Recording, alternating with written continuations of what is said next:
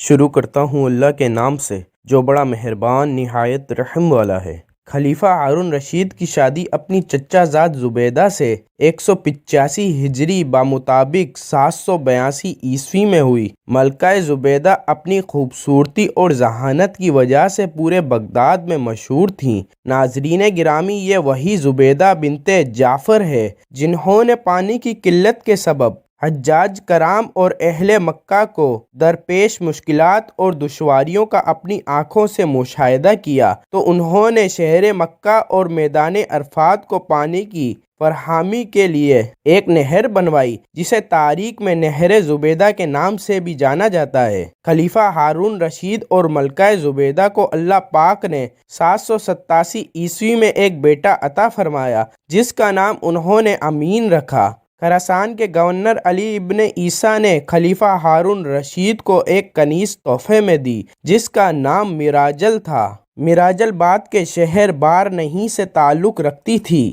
میراجل کے بدن سے اللہ پاک نے خلیفہ کو ایک لڑکا 788 عیسوی میں عطا فرمایا جس کا نام مامون رکھا گیا۔ مامون کی پیدائش کی چند دن بعد ہی اس کی ماں میراجل انتقال کر گئیں۔ خلیفہ ہارون رشید مامون اور امین دونوں کو ایک ہی مدرسے میں تعلیم و تربیت کے لیے بھیج دیا۔ کچھ سالوں بعد خلیفہ اپنے خاص وزیروں کو لے کر اپنے بچوں کے مدرسے کی طرف اس سے ملنے کے لیے گیا۔ راستے میں خلیفہ کو حضرت بہلول دانا رحمۃ اللہ علیہ مل گئے۔ وزیروں نے زبردستی ان کو اپنے ساتھ ملا لیا اور اونٹ پر سوار کر لیا۔ چنانچہ حضرت بہلول خلیفہ کے ساتھ اس کے بیٹے امین اور مامون کے مکتب پہنچ گئے۔ مکتب پہنچ کر خلیفہ نے استاد سے اپنے بچوں کی تعلیم و تربیت و ذہانت کے بارے میں دریافت کیا تو بچوں کے استاد محترم کہنے لگے، عالی جان، آپ کا بیٹا امین عورتوں کی سردار ملکہ زبیدہ جیسی ہوشیار اور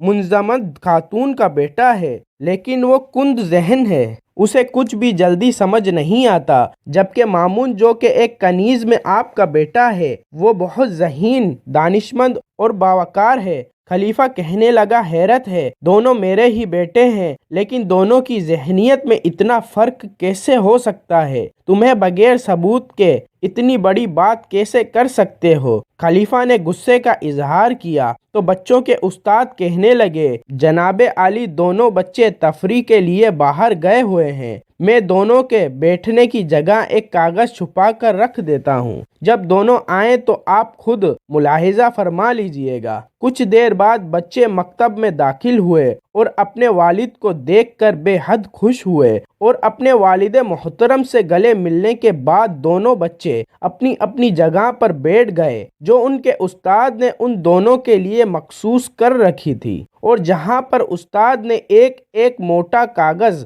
چھپا دیا تھا۔ مامون بیٹھتے ہی کچھ مقترب نگاہوں سے ادھر ادھر دیکھنے لگا جبکہ امین اپنی جگہ پر اطمینان سے بیٹھا رہا۔ کیا بات ہے مامون، کچھ بے چین نظر آتے ہو؟ آخر استاد نے مامون کی بے چینی کی وجہ پوچھ ہی لی۔ استاد محترم، میں اپنے بیٹھنے کی جگہ میں کچھ تبدیلی محسوس کرتا ہوں مگر سمجھ نہیں پا رہا، ایسا لگتا ہے جیسے میری جگہ کاغذ بھر اوپر ہو گئی ہے یا چھت کاغذ بھر نیچے ہو گئی ہے۔ امین، کیا تمہیں بھی کوئی تبدیلی محسوس ہو رہی ہے؟ نہیں استاد محترم، امین نے جواب دیا۔ خلیفہ تو جیسے دم بخود ہو کر رہ گیا اور سر کو پکڑ کر بیٹھ گیا۔ حضرت بہلول بھی یہ منظر دیکھ رہے تھے۔ بچوں کے استاد بولے، عالی جاں، اگر اجازت ہو تو دوسرے کمرے میں چلتے ہیں۔ وہ بچوں کو ادھر چھوڑ کر دوسرے کمرے میں چلے گئے۔ خلیفہ نے حیرت زدہ ہو کر کہا، آخر کیا ماجرا ہے؟ امین کی ماں زبیدہ عرب کی ذہین ترین عورتوں میں سے ہے،